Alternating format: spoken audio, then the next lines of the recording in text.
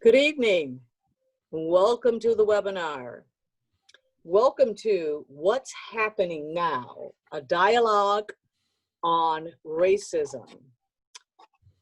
The idea of this session tonight is for us to talk about two wonderful topics, structural racism and white privilege. But first, let's do a little housekeeping. This is a webinar, not one of the interactive Zoom meetings we've all been using for business and happy hour. So don't expect to see yourself on the screen. Your camera should be turned off by default and your microphone should be muted. We do not want you to ask questions though. You do that by clicking on the Q&A button and typing in your question.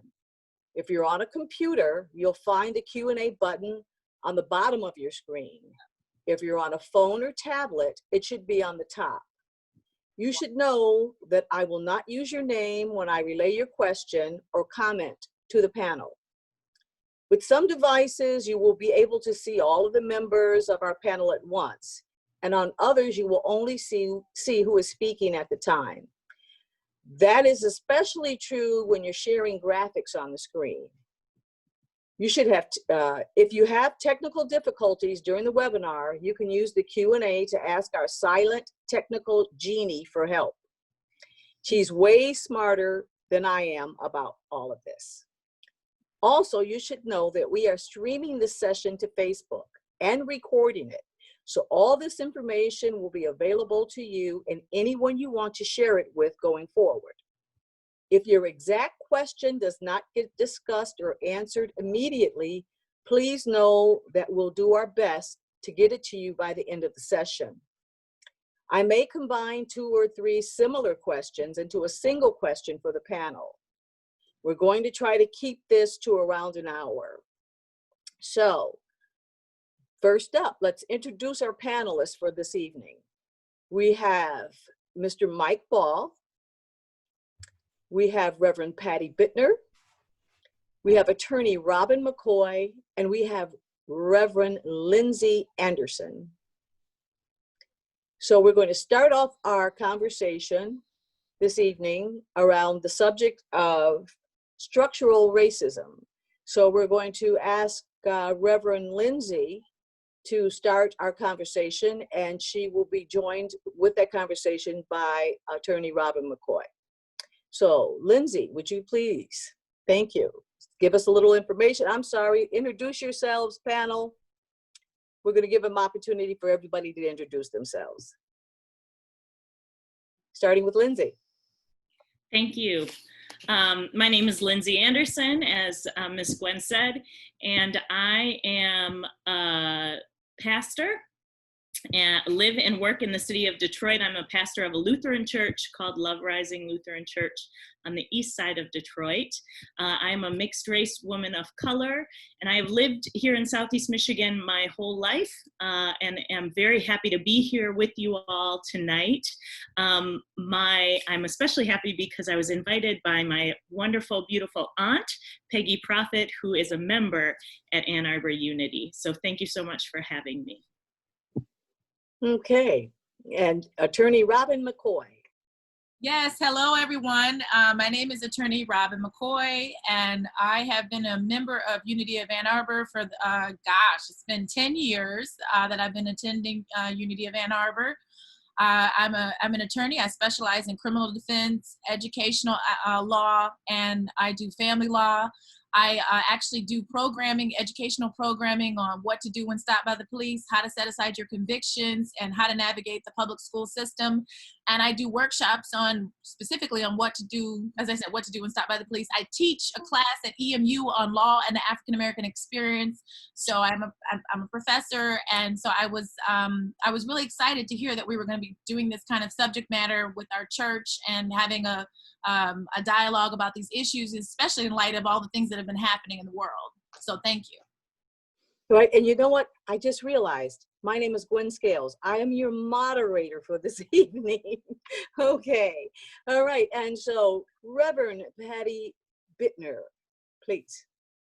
Welcome, everyone. I'm so happy you're here. I'm the minister at Unity of Ann Arbor, and I'm the newbie of the group. I've only been here since 2017, and our church is very concerned about the world transforming and becoming a place where every person is treated with dignity and respect. So this is our attempt to begin this process, and we will be continuing to have opportunities. So we look forward to having you join us on several occasions. Okay, and now, Mr. Mike Ball, please. So I'm Mike Ball. I'm a member of the Unity Church for many years, and I'm the founder of a group called Lost Voices, and we're co-sponsoring this event.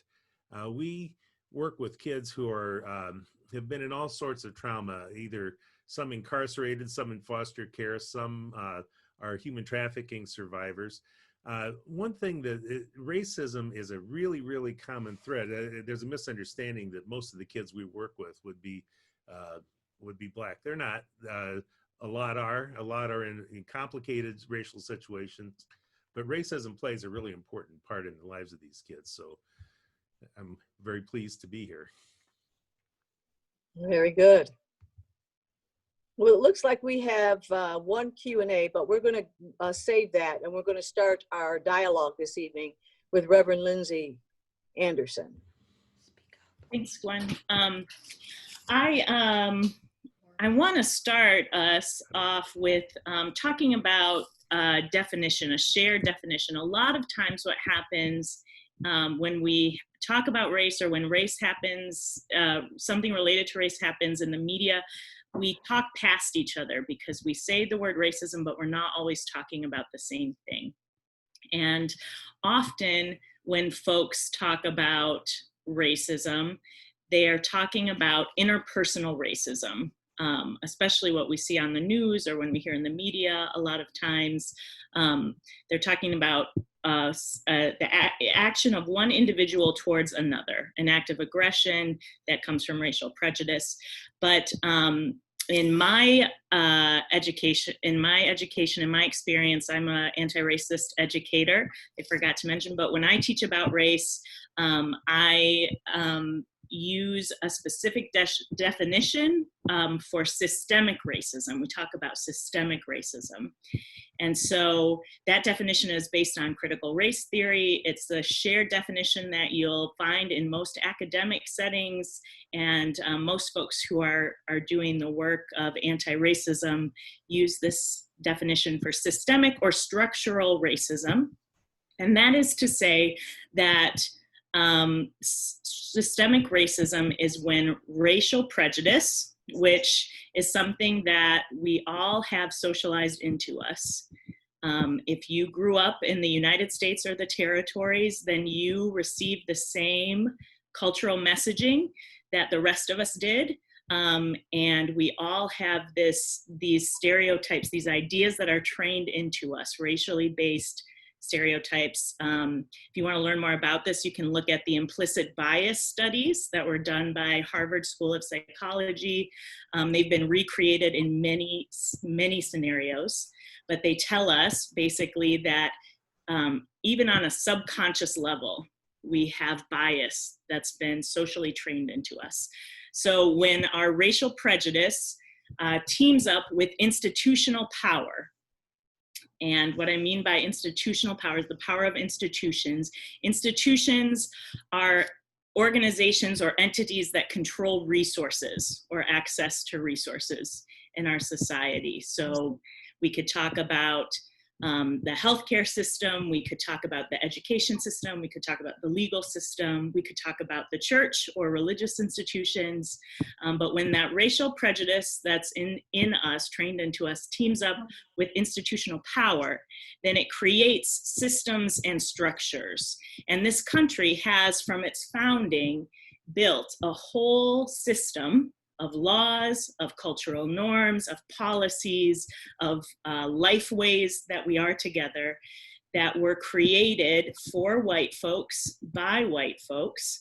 And what happens in those structures is that resources are directed to white people, and they are directed away from communities of color. And we call that white privilege, which we'll get into in a little bit. But that structural racism, that systemic racism, that's the piece that many of us are saying we need to start tackling, because the interpersonal racism, the individual acts are bad, are terrible, are evil. We need to quell those too. But that systemic racism lives long beyond one person. And it's been going and going and going, and claiming the lives of people of color since the founding of this country. And it continues to do so. So when we're talking about racism tonight, we're going to be talking primarily about systemic racism or structural racism, so that we're all on the same page. Lindsay, can you give us an example? Sure. There are many examples. But one example that we commonly talk about in this part of the world, in Southeast Michigan, is the example of housing and access to housing. The Metro Detroit area has a long and deep history of segregating by race where folks can live.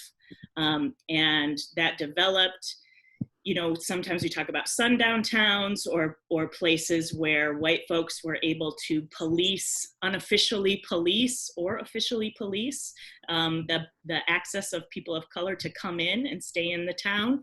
But then we also had the entrance of the housing system, the banking system, that all work together to produce redlining in our communities, so that even when technically you couldn't legally keep people of different races out of your neighborhood, mortgage companies could direct them out, could keep them out, price them out, right?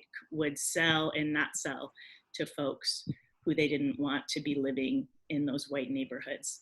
And that has great ramifications today, right? The last census said that Southeast Michigan was the third most residentially segregated area in the country because of that history. Yes, I agree. Robyn, would you like to comment? Yes, okay. So as I said, I've been teaching this class. It's Law and the African American Experience. I've taught it for 2 semesters now at Eastern Michigan University. And one of the key books that we use, it's a book by Michael Higginbotham, and it's Race Law, Case Commentary and Questions. And then I just added Ben Crump, the lawyer for the family of George Floyd's book, Open Season, The Legalized Genocide of Colored People. And so for that class, what I do is I actually start with 1619, when the first slaves were brought here to the Americas, and we look at Nicole Hannah-Jones' essay, which is in the resource materials that I provided. She has she did the 1619 project. She talks about how she was in high school and she had a Black Studies class and she read Before the Mayflower. And so she was exposed to this concept of 1619. And then when we came up on 2019, 400 years, she decided, and she had a very supportive editor at New York Times, to do a whole magazine devoted to the 1619 project. So we start the class and we talk about structural racism, and in the materials I referenced, there's the Aspen Institute, and it talks about structural racism as a system in which public policies, institutional practices, cultural representations, and other norms work in various, often reinforcing ways to perpetuate racial group inequity. So in the class, we talk about, slavery, when Blacks were brought here as slaves. Then we talk about some of the cases. And we start with the Constitution. We look at the Constitution and how Blacks were considered 3/5 of a human. And then we look at the Amistad case. We look at Dred Scott, where he was a slave, and then at one point he was in a state where they didn't have slavery, so he sued, and it went all the way up to the Supreme Court, and but the court said he wasn't a citizen because at the time in the Constitution, Blacks were not deemed as citizens. And so we look at Plessy versus Ferguson, where you talk about the concept of separate but equal, and then bringing it up to Brown versus Board of Education, where they overrule Plessy versus Ferguson. So we kind of see how, like, I would call it the topsy-turvy. This is what I did with my class and students. I'm very visual. So what I talk about with my students is as the Black experience in America is a topsy-turvy experience. It's like it's all contingent on a lot of times who is in the Congress, who's in the courts. You know, you have times when the courts have gone against Black folks and with what Reverend Lindsay was talking about, you see inequities in terms of housing, education, the criminal justice system, employment. And Ben Crump talks about that too. He talks about the experience of the indigenous people and Black people. And so what you see is it's all, and unfortunately it's political. It depends on who's in office, how they feel about the issue.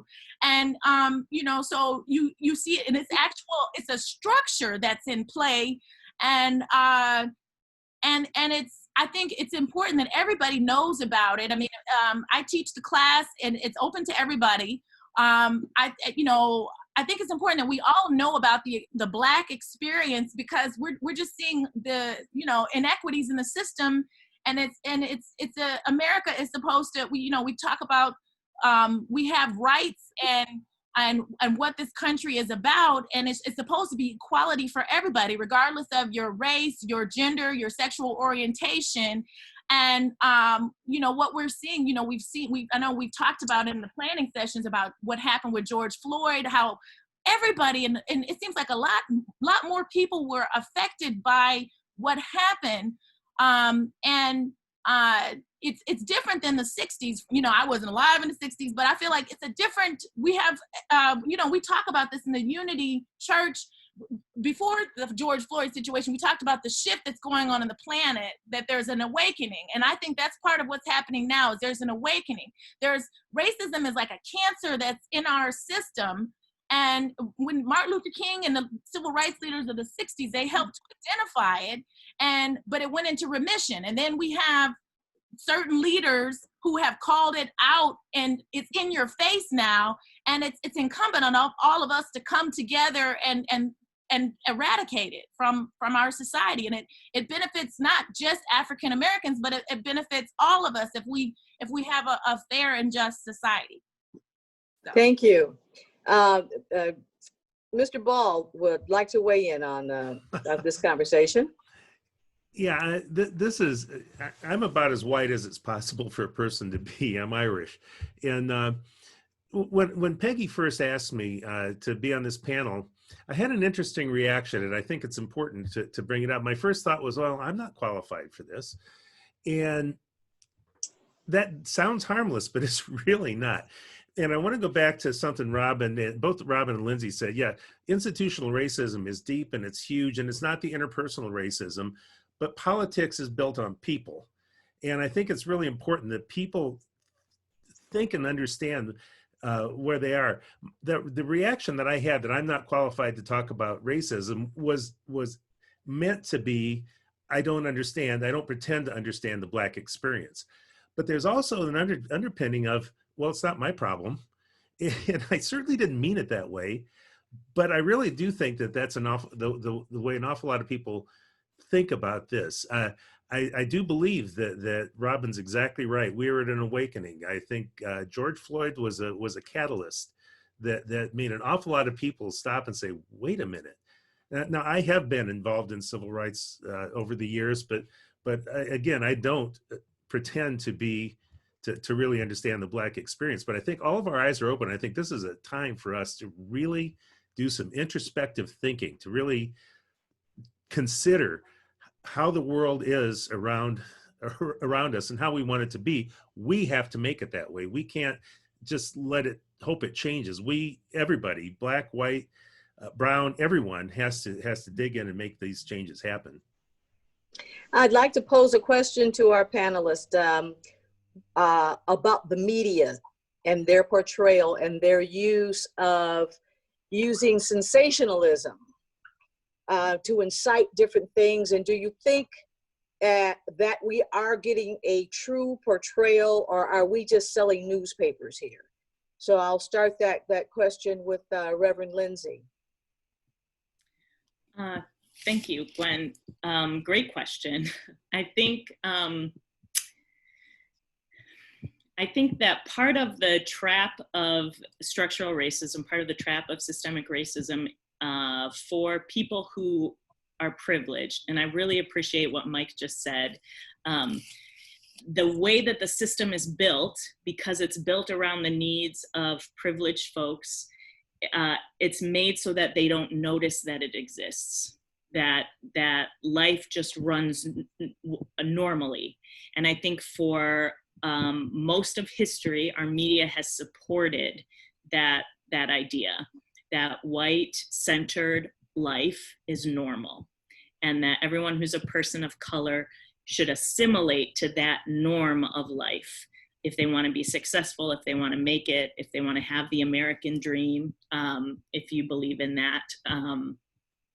So I think what's happening now is, because our news media, because our reporting has been democratized in a way, because we all have our smartphones now, because young people are uploading videos immediately for everyone to see, we're starting to see the reality that's under this this sort of white norm, or this illusion that racism creates, and starting to peel that back.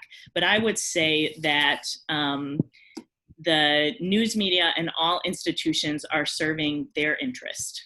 They're not serving the interest of vulnerable or oppressed people. Sometimes those interests might align, sometimes. And sometimes some outlets might take it as their charge to center voices of vulnerable people, of oppressed people, people of color. But I think institutions going to do what it's going to do, and run the way that it was designed to run. So I think it's a little bit of both and.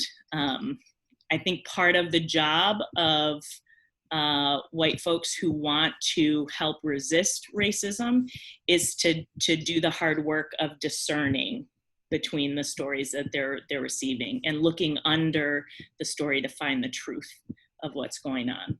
I heard a wonderful quote that says, "Be careful where you get your news. Make sure it's not someone's agenda." So that's where and I'd like to take this opportunity to welcome Reverend Ernestine Griffin to the panel. And she's going to speak briefly about introduce herself. Oh, Ernestine Griffin, thank you. Founding minister of Unity on campus at the University of Michigan, with outreach to Eastern Michigan. And right now we're in the process of having our Zoom meetings that are for those who have graduated from the university schools, from that, but have not found their way to a congregation yet. So we're doing second and fourth Friday nights. We're having sessions for them, and they're going very well. So, and last one we had was very good. It kind of got into some of the things that we are discussing, here tonight. But it wasn't that the intention. But that's what's on everybody's mind, and that's what ends up coming out. And so we are open and receptive to helping where we can. Glad to. Well, we will make sure that we put your information up on the Facebook page so that people can access that, or their young people can access that. Right. Okay. I know Lauren got it today, so because we haven't one Friday. Very good. Yeah. So you'll have. For those of you, Lauren is our daughter. So. Oh, that's right. And she was actually part of Unity on Campus while she was a student at University of Michigan. So. Okay, Robyn, please weigh in on that question. I think it depends on who it is in the media. I think there is an issue with sensationalism in the media, because I know I work with various groups. I work with legal groups, political groups, and we'll be doing a lot of activities in the community And when I have engaged with the media, it seems like sometimes the media only wants, certain folks from the media only want to talk about things that are like sensational or things that are negative.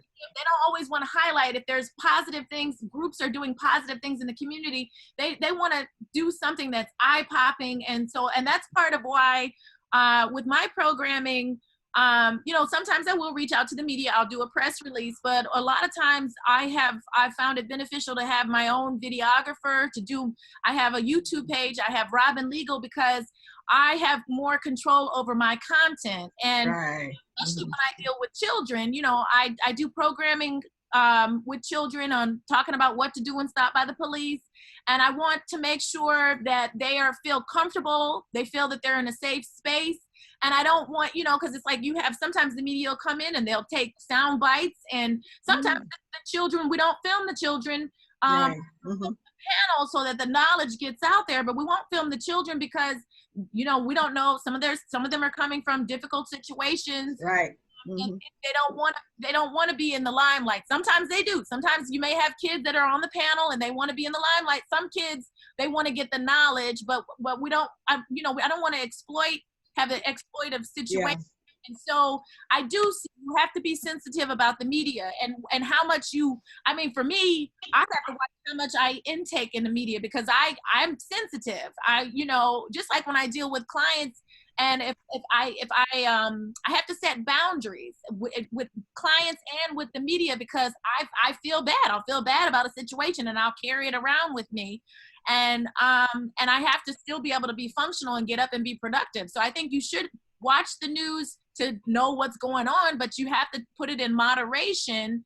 And actually for me, what inspired me to start doing programs on what to do when stopped by the police is when I heard about Trayvon Martin, what happened to him. And I was sad and I cried and I prayed on it. And then the Lord told me, because I think we all have our part, our role in this world of what we're to do. And the Lord told me to do educational programs, educate the youth and the public about what to do when stopped by the police.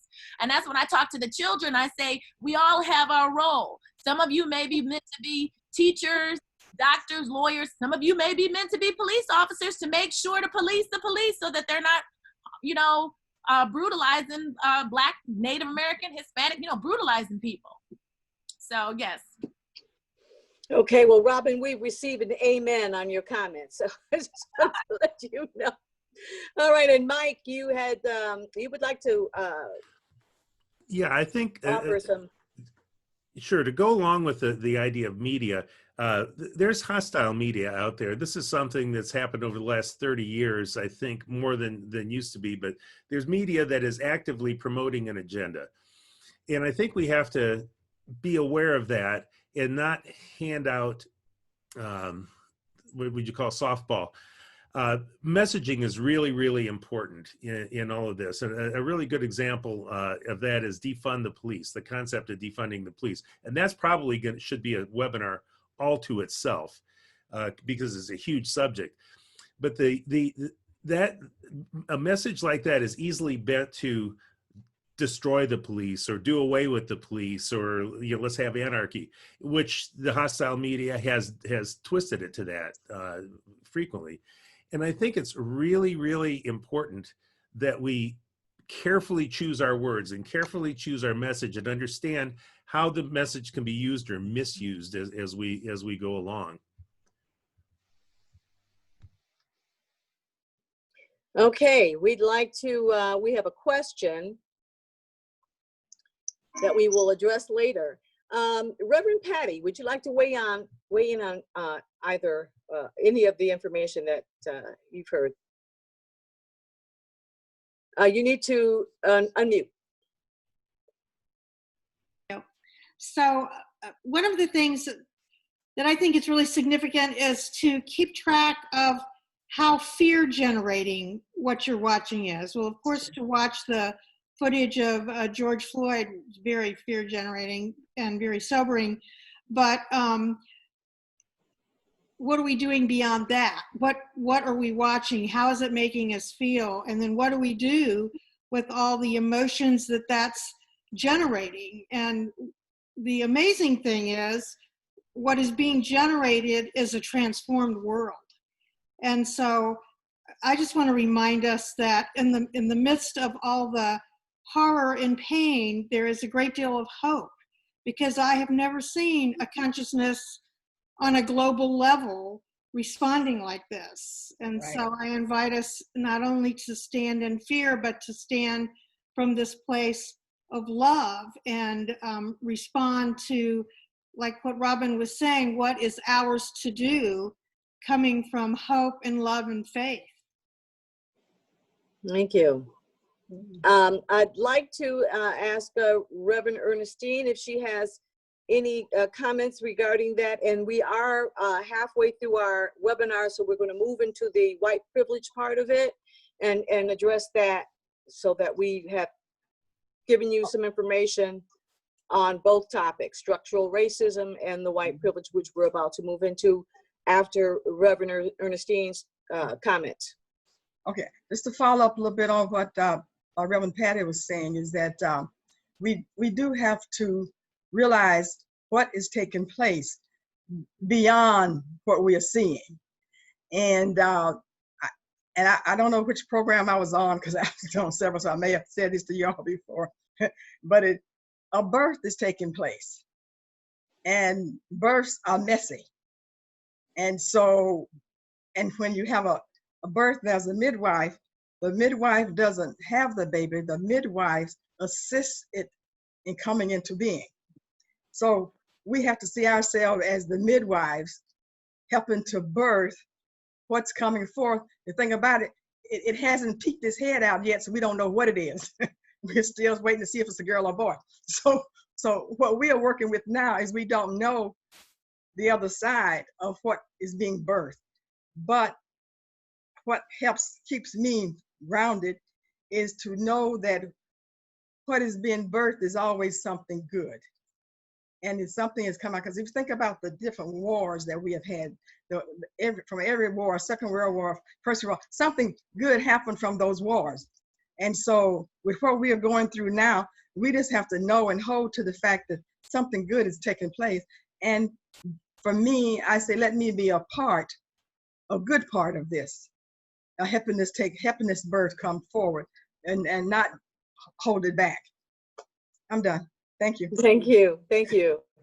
Reverend Lindsay, and we know that these two things, because you spoke about the white privilege while we were addressing structural racism.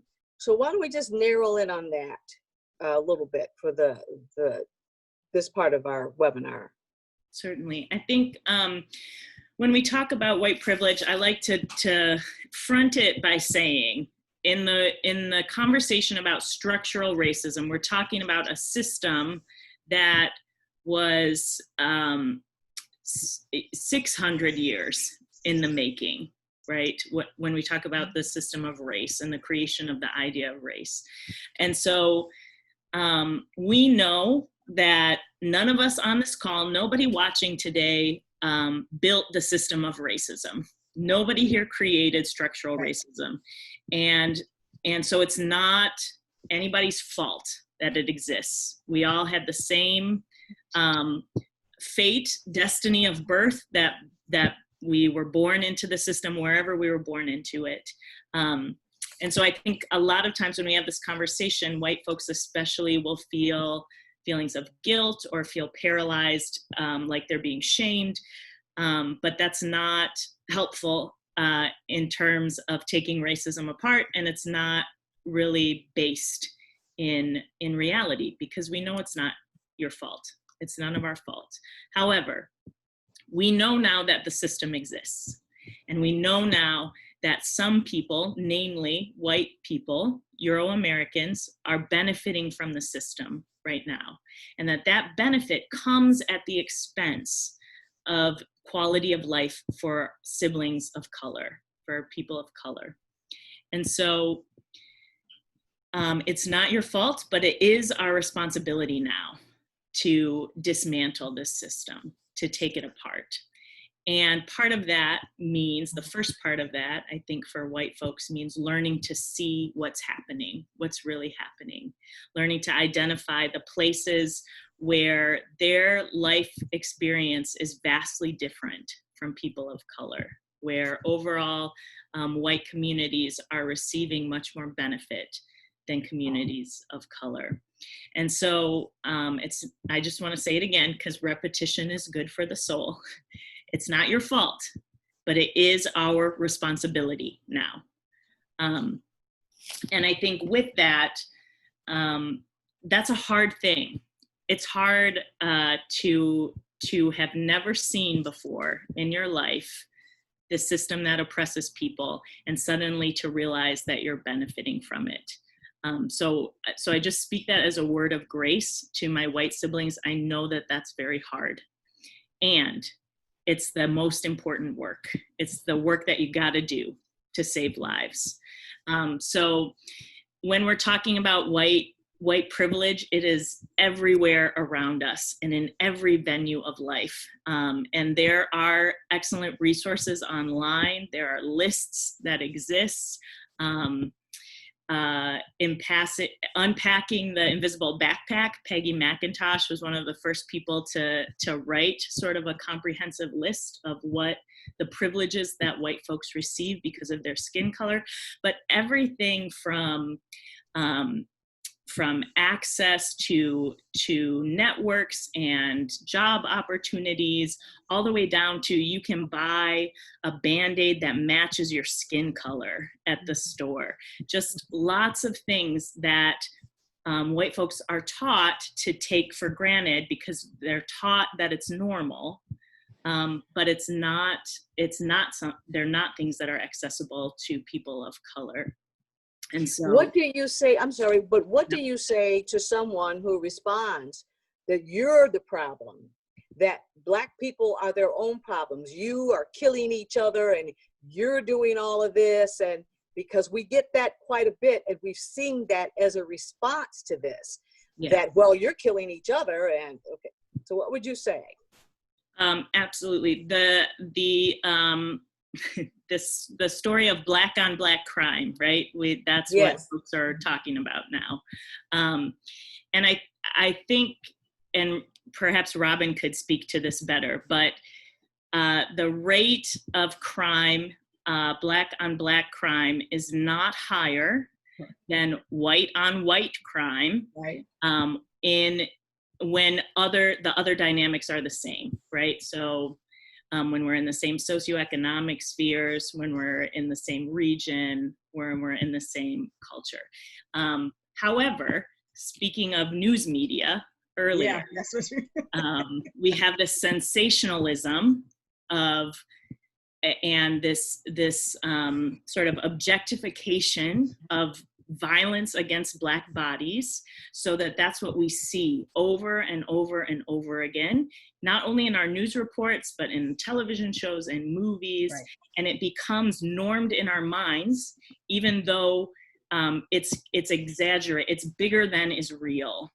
Now, I'm not saying that crime and violence do not exist in the Black community, but to say that it's only a Black problem is to misrepresent the truth of what's going on out here. Thank you. Robyn, would you like to? I'm sorry. Can I just add one thing? And that please. Goes again to a piece of white privilege, which is part of the bias that's trained into us as Americans, is to view people with white skin or with lighter skin as trustworthy, good, ethical, and to view people with dark skin as dangerous, threatening, and criminal. And that's so that when we're imagining what crime looks like, we've already been trained from a very young age to imagine Black and brown perpetrators. So that lie can really take root, that misrepresentation can really take root, because we have this privilege built into our system that we're taught that all white folks are good folks. They are innocent until presumed innocent until proven guilty, whereas Black and brown folks are not afforded the same privilege in our society. Thank you. Very well spoken. All right, Robyn, please. Yes. Well, I'll say this. I mean, I was born and raised in the Ann Arbor, Ypsilanti area, and I went to Catholic school. I was raised in a predominantly white environment, and oftentimes when we would have these discussions, whether I'm in high school, college, law school, I've actually gone the whole way. It's been predominantly white environments, and we get into the conversation of race, privilege, slavery, and I always get from my white peers, well, I didn't own slaves, my relatives didn't own slaves, so why don't you guys just get over it, get over it, and it happened long ago, it's in the past, and I didn't benefit, I didn't benefit, but I didn't have any direct causal effects, so why are we even talking about this? And I think, Martin Luther King said, what affects one of us, he talks about what affects all of us directly affects all of us indirectly. So what affects one of us directly affects all of us indirectly. So you have case in point about the George Floyd situation. We're on the world stage, back in the day stuff would happen and it would be a matter of where the newspaper would carry it. But now we have with the social media, with the phones, what scripture says, what's done in the dark will come to light, right? So if there's evil out there, you'll see it. And so America is on the world stage. Just like I took a class on constitutionalism in South Africa, and we were looking at South Africa and what ended up happening in South Africa, people were like really upset. There were sanctions. There was a whole, and so it's not just, oh, well, the Black people, who cares about them? No, what we do in America, other countries, other people are looking at us and they're making decisions about what they're going to do. And that's whether they're going to invest in America, whether they're going to send their kids here to visit for travel. So vacation, things like that, college, things like that, that's going to affect the economy, and that's going to affect all of us. So it is something that needs to be addressed. And in the Aspen report, it talks about white privilege, so that it's something that historically accumulated white privilege, as we've come to call it, refers to white historical and contemporary advantages and access to quality education, decent jobs, livable wages, home ownership, retirement benefits, and so on. And so in the course that I teach, we actually read, and it's in the reference materials, we read Ta-Nehisi Coates' The Case for Reparations. And in that story, it gives you a very poignant story about Clyde Ross. He's an African-American who's, his people are sharecroppers, and they talk about the racism they experience in the South.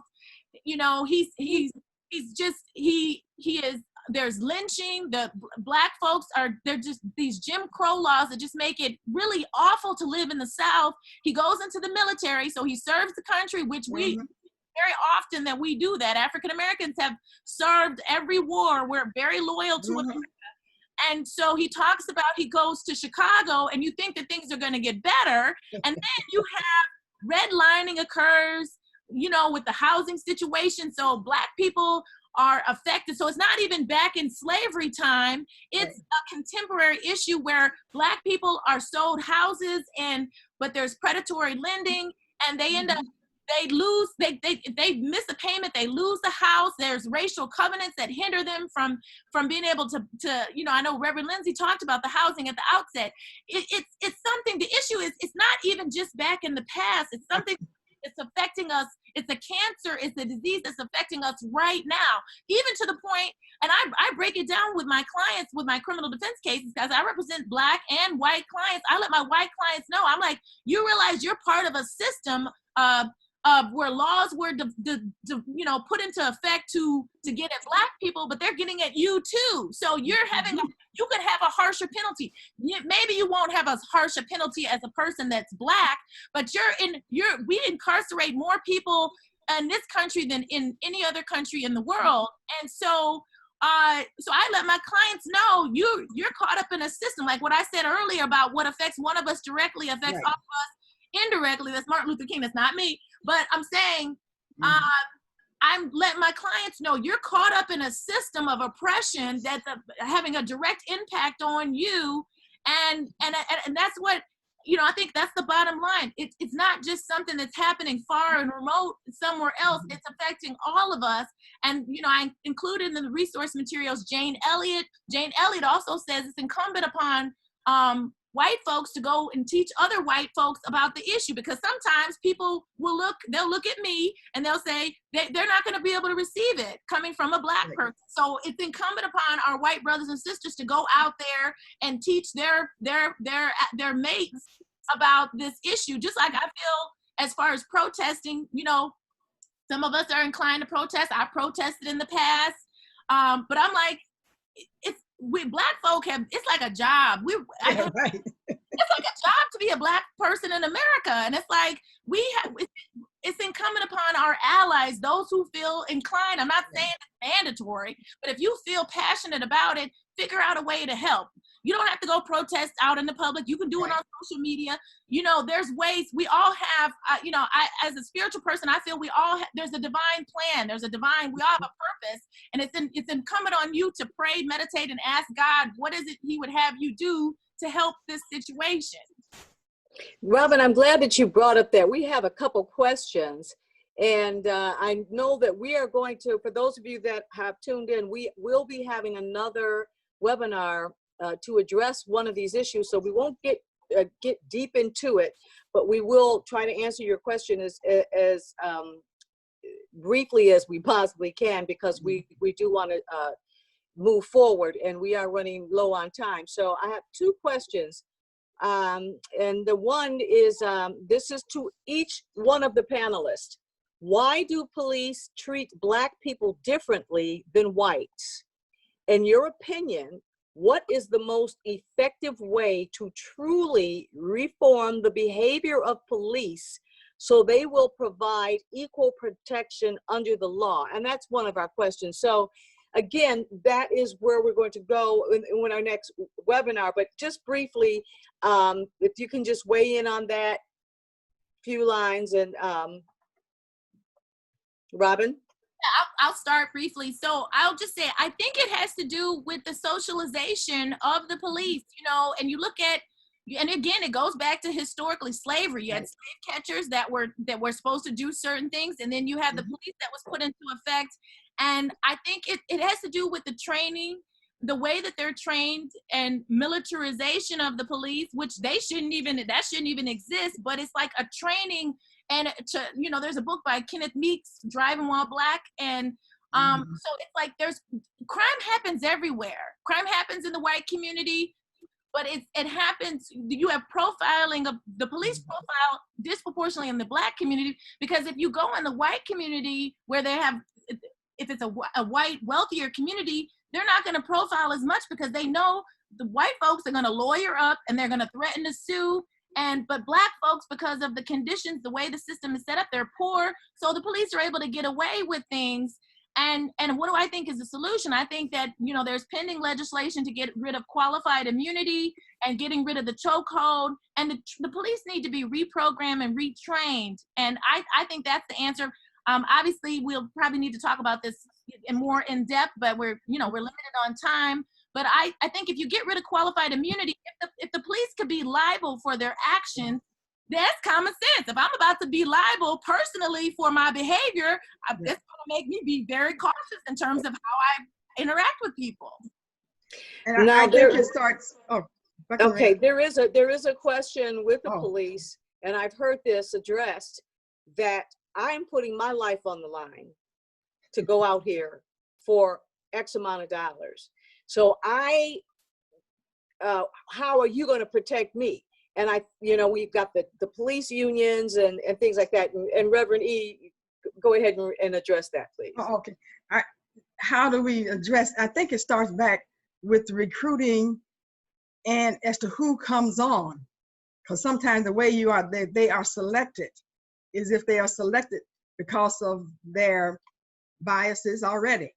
Or the way they think, that's how they're selected. So it's got to go retrain as to how we are going to recruit and who are you looking for, and train them to know that you are there for protection of everybody, and not just for your own, for you to get a promotion and doing stuff like that in order to get a promotion. So it starts way back with recruiting. Reverend Anderson. Yeah, I really appreciate what Ms. Robyn said about the history of policing and looking at where it came from and what is expected. As Reverend Ernestine is saying, when police come in, I think, James Baldwin has a really great quote about police, and I was trying to quickly search for where it came from. I can't recall, but essentially he says, we shouldn't hate the police, we should pity them, because our society has these racist dividing lines that no one wants to look at, and then we send police out to tend those lines, to keep us separated, to keep people in their place. And so I think that one of the things that I do appreciate about the Defund the Police conversation is that that what they're saying is that the system of policing is broken, and we need to change the whole system. It's not just about correcting one or two bad cops. It's about changing the system, because we do ask police to do inhuman and unfair things. Mm-hmm. We have cut social programs in this state and in this country to a point where police are doing the work of social workers, they're doing the work of triage nurses, they're doing the work of mediators, they're doing so much of this sort of intervention that they're not trained for, that they're not funded for. And without that training, their lives are on the line much more often than they should be. And so for me, I think part of the address of it is we have to rethink the whole system of policing in this country. And that means that everyday folks have to step in and do what they can do where they can do it. That means that we have to have communities where we're accountable and responsible for our neighbors, where we're caring about what happens to the homeless guy that we drive past every day on our commute on the corner, where we care about the noises coming from next door enough to, intervene. And I think in that, one of the things I wanted to say about white privilege that I think this relates to is that's one of the ways that we reclaim our humanity. Because I think part of the problem for police and for white folks in the system is that racism doesn't only harm people of color, it harms white people too. It destroys the humanity of white folks too. Because there is something bad happening to your soul when you are able to walk through the world and believe that someone else is less than you, even if it's subconscious belief, right? There's something bad happening to your soul when you can live comfortably in privilege that was gained through the death of other humans. There's something bad happening. And so I think we need to shift the system so that police can reclaim their humanity. We need to shift the system. It's in white folks' interest, self-interest, to fight racism. We can't just have white folks who want to do it to help the poor people of color. We need everybody to be in it, because we all need to be rescued from this system of oppression that's destroying us. We are closing in on our last 5 minutes. And so if I could just, I think going forward, we've talked about the structural racism, we've talked about white privilege. What can we do? And Reverend Lindsay, Anderson, you actually addressed this in your last few statements. Going forward, out of this conversation, what's the first thing that we should do? Okay, and I will start the conversation with Reverend Patty. And we each have a minute. Okay, so the first thing is always to go back into ourselves, in my opinion, and to ask the hard question, where is spirit leading me? And that requires stopping, listening, being responsible for the divine call upon each of our lives. And I've just been somewhat mortified as I've begun my studies on white privilege and realized the huge sea I've been swimming in and a lot unconscious of. So, I mean, it begins with educating ourselves. It begins with tending to our hearts, because each one of us is responsible for peace. It begins with each one of us. So my invitation would be educating as a white person, begin to look into what does it mean to be an anti-racist and an ally? How can we step up to being part of the dismantling racism piece? Okay, thank you. And our next panelist, please. Oh, I won't say, pick you. okay. Go ahead. I guess the biggest thing is educating, because I had a person recently that we were talking, in a conversation similar to this, and the white person said, "I didn't know I was privileged." So, and I took the person to be truthful. She was speaking for how she had felt. She didn't know until all this came up that there was privilege. So therefore, there's a lot of education that has to take place.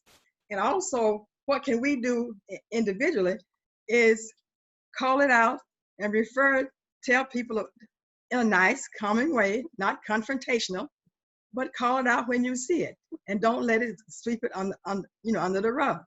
And so, of course, I had a comment back for her, which it's not for this particular program, but it's for people to know who they are. They don't really know who they are yet, and so it's the education. I'm done. Yeah, I would Okay. say what comes to me is education, prayer, and meditation. I know we're pressed for time. That's what comes. I will. No, it's okay if we go over. It's okay, but if you want to please, Reverend Anderson. I agree with all of what has been said. I'm going to say that the first step is different for white folks than it is for people of color, and that's okay because the system treats us differently. For white folks, I'm going to second or third or fourth the education piece. Figure out how to learn more, learn how to see what's going on for real, and also work on resiliency. Work on, you're not going to do it perfectly. You're going to make mistakes on this journey. And it's important to be able to admit that you're wrong and know how to get back up when you fall down, and to rest and keep going, and not to give up. And for people of color, I am inspired by the words of Audre Lorde, wonderful author, poet, activist, who wrote that self-care is an act of resistance. Self-care is how you fight the system. And so for people of color, our job is not to die. Our job is not to let our spirit be crushed and to be killed. So my people of color out there, do what you have to do to heal. Connect with who you need to connect with to be supported. Do what you have to do to find rest. Do what you have to do to survive, because that is, in a system that seeks to kill you, that is the resistance. Your survival is the resistance. Thank you very much. Mike? Well, Ibram Kendi said a really remarkable thing to me. First off, I agree with what everyone said, and particularly Reverend Ernestine. I was actually, this is going to sound weird, I was actually shocked to discover that I was white. I thought I was a person. And I think this is actually the basis of the book White Fragility, is that white people don't really think they're white people. They think we're just people, and other people have got the problem. So that's where education is so critical. But Ibram Kendi said something that I thought was really wonderful. It would be really exhausting if you tried to spend your entire life being perfect and non-racist and doing everything perfectly. He said, don't be afraid of making mistakes. You're going to go through and you're going to make mistakes. What you need to do is be willing to understand what that mistake was, educate yourself, and make it good. That's a lot less exhausting, and it's so doable. So I think that's the starting point. That, and we need the political will to make the changes that need to be made. Okay, so I would like to invite anyone at this point that has any questions that they feel that that are just burning, that they would like an answer to this evening. There will be resources on the Facebook page, on A2 Unity's Facebook page that have been provided to us by Reverend Anderson, by Reverend McCoy. By Attorney McCoy. And we will be adding to that. There's some wonderful books, some wonderful TED Talks, links that you can go to that they have provided for you. That would be a good step. And so I would say you being here tonight is a wonderful first step for all of you. And I'd like to thank each one of our panelists. Again, I'm opening up the Q&A for anyone who would like to, that would have any comments or have any questions. And I'm looking at my Q&A.